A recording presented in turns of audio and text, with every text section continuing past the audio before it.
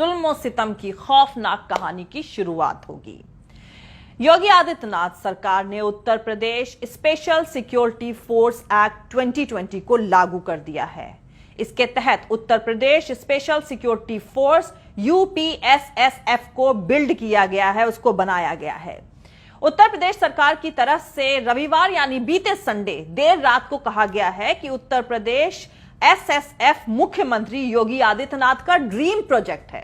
योगी जी के इस dream project की सबसे अहम बात यह है कि इस फोर्स के पास वारंट के बिना ही तलाशी लेने का हक होगा और इस फोर्स का कोई भी मेंबर किसी मजिस्ट्रेट के ऑर्डर और किसी वारंट के बिना ही किसी भी इंसान को गिरफ्तार कर सकता है।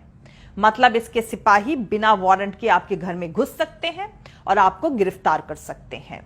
और दूसरा, उनके इस एक्शन पर अदालत बिना सरकार की मंजूरी के रोक भी नहीं लगा सकती।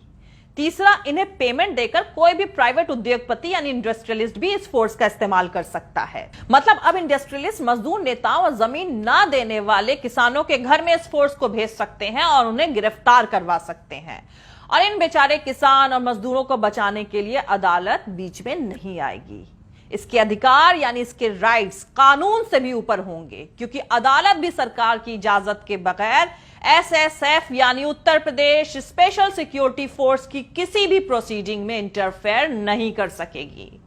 जरा सोचिए, अब आपको उत्तर प्रदेश में स्पेशल सिक्योरिटी फोर्स के लोग किसी वारंट के बिना, किसी रिकॉर्ड के बगैर अरेस्ट करेंगे तो उनको आपको रिहा करने की जरूरत भी नहीं पड़ेगी, क्योंकि वो तो साफ साफ कहा जा सकता है ना कि भैया हमने तो गिरफ्तार ही नहीं किया।